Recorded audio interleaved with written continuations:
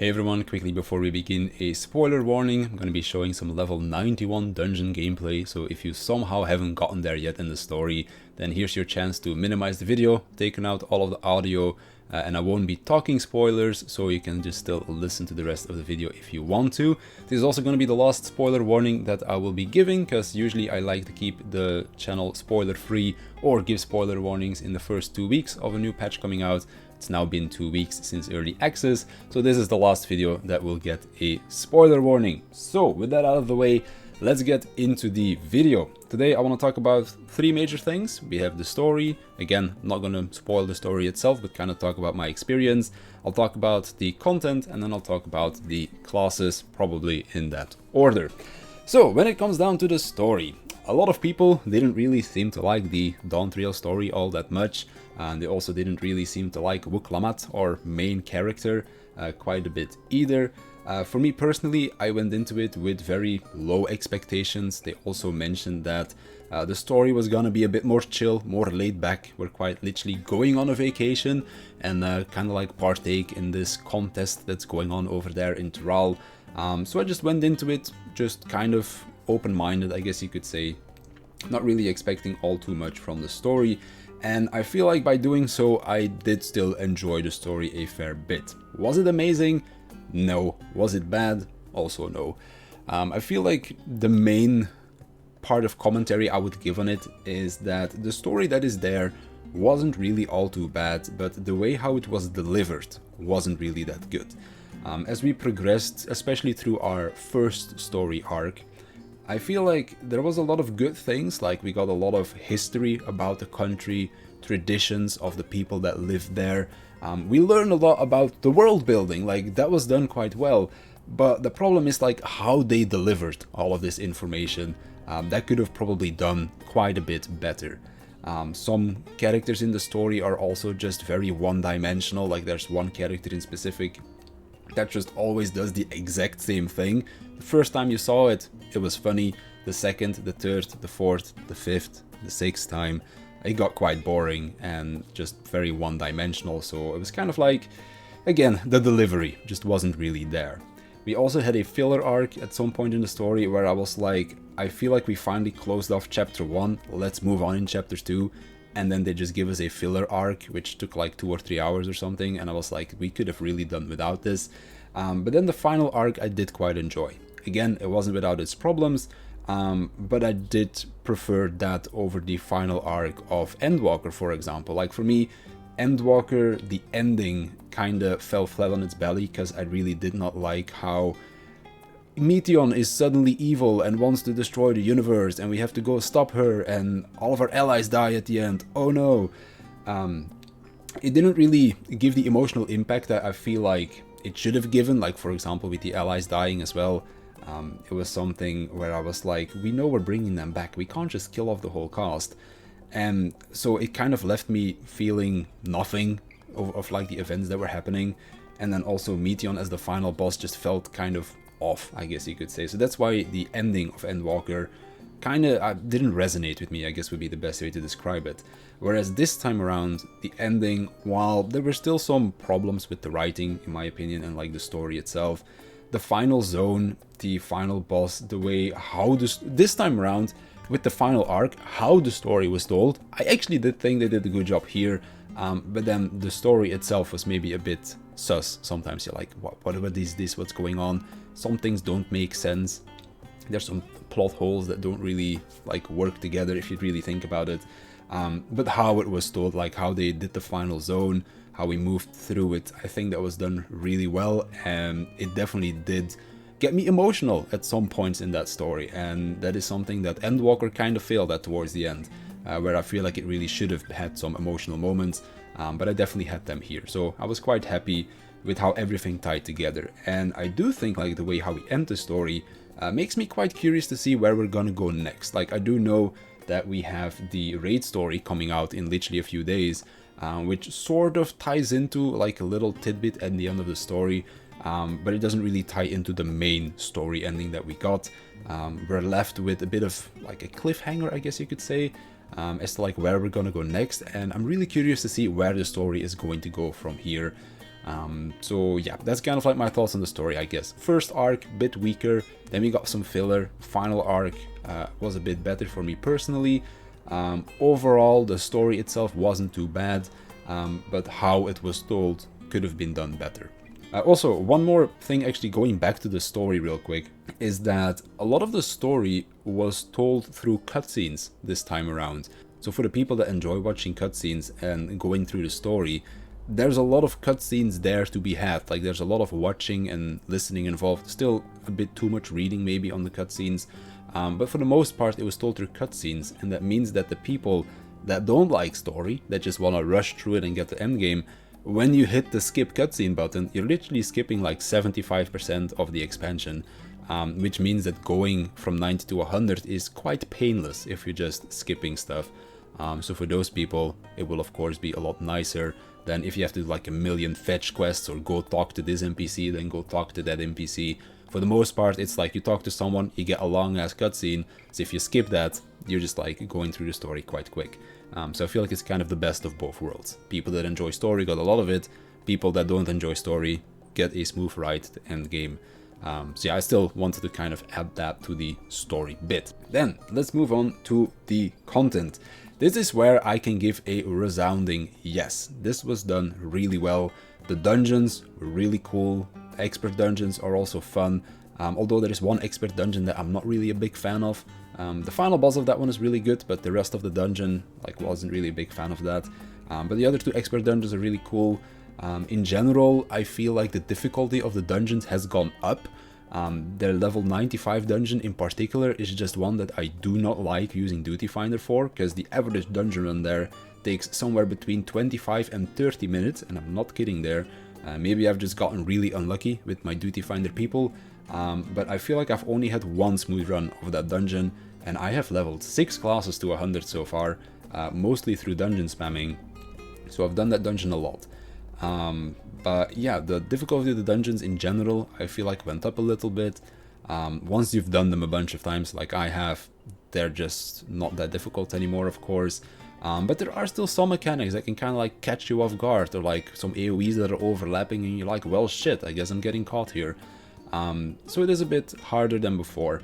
I do feel like they give more experience than they did in the past. Like, as I mentioned before, I mostly level my classes by spamming dungeons. Also allows me to get all the glamour sets, because some dungeons, the level 93 and 97, do have a couple of really nice glamour sets in there.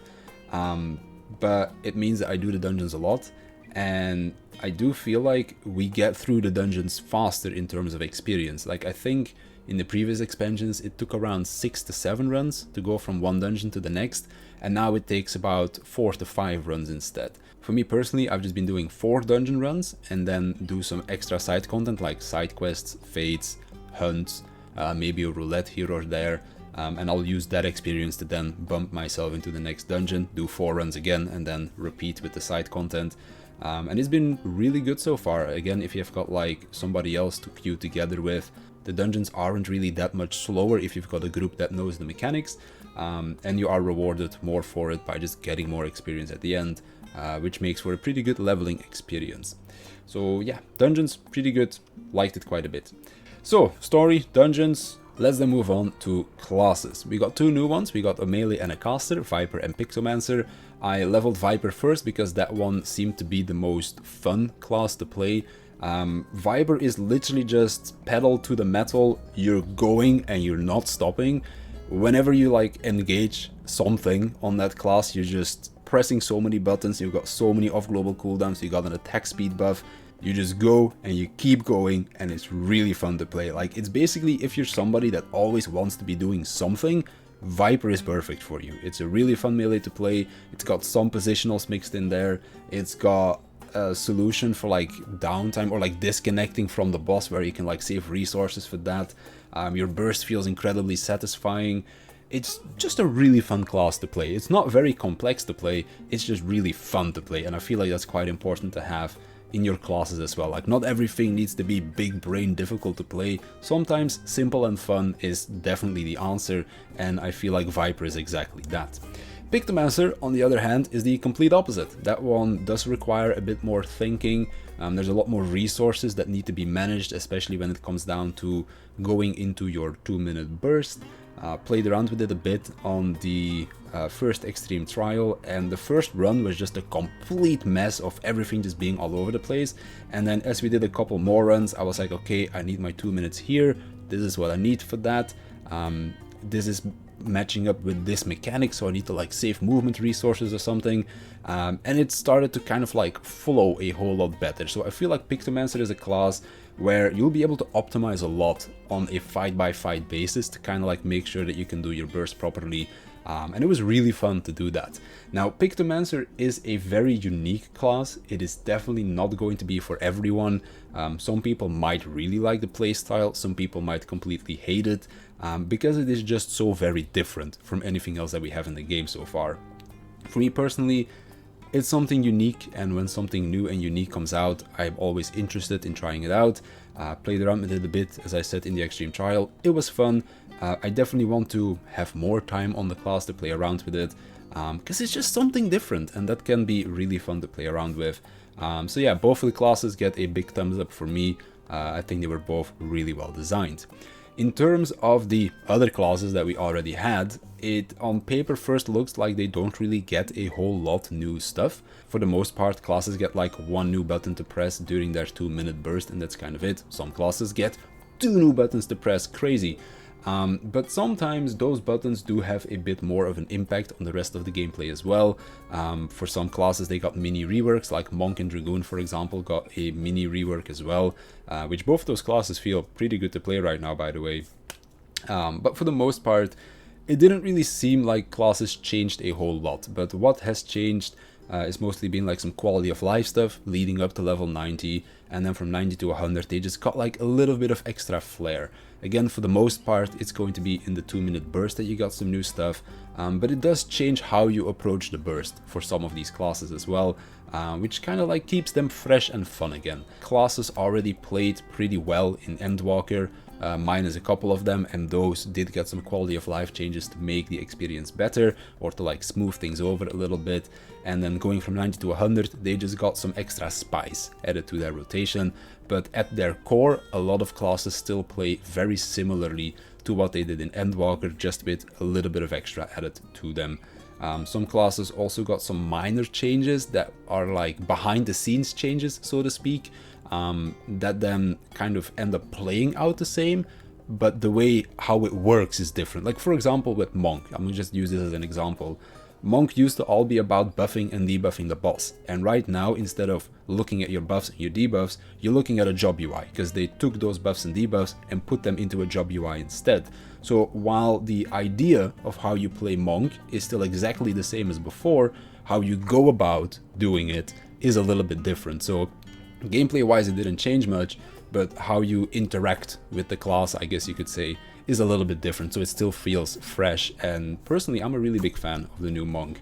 I already got it to 100, and I'm looking forward to doing like my first impressions video on that, because I'm a very big fan of current Monk. So yeah, but that's something for the future. In general, I feel like I've leveled 6, almost 7 classes to 100 right now. None of them feel bad to play, all of them feel quite good to play in fact. So I'm just really excited to level the rest of my classes as well, because that's what I do in this game. I level classes and I like playing all of them when I go do my expert roulette every day, or when I go into an extreme trial farm or something. I just love being able to switch in between a bunch of different classes to just like freshen up the experience again, because just playing the same fight on the same class over and over again just gets a little bit boring at some point. So being able to switch between classes makes things fun again, and having a lot of classes that you can switch between because all of them feel good to play is a very big bonus for me. So honestly, Dawntrail, it's been pretty good so far. Story was maybe not as good as I would have liked it to be, but it wasn't bad by any means. The content is good, the classes are good, and that just means that I am very happy to be back in 14. I took a very long break before Dawntrail came out, and that just means that I've had a lot of time to let the excitement build up, and now that it's finally here, I have just been going ham on the game. And yeah, it doesn't really seem like there's any stopping just yet. So that's pretty much it. Let me know down below how you've been enjoying Dawntrail so far. If you've gotten through the story yet, have you leveled some classes, if you've done all the content, let me know down below what you think about all the stuff that we have gotten so far. And of course, soon, raid coming out next week, Savage raids 2 weeks after that. Really looking forward to that, ready with my new raid group to just go ham on that as well. Not as ham as we went before, but at least we're still going to be raiding every day, couple of hours, basically exactly how I wanted it to be. So I'm really looking forward to that. And yeah, I think that's going to do it for me. So I want to thank you for watching, and I'll see you in the next one.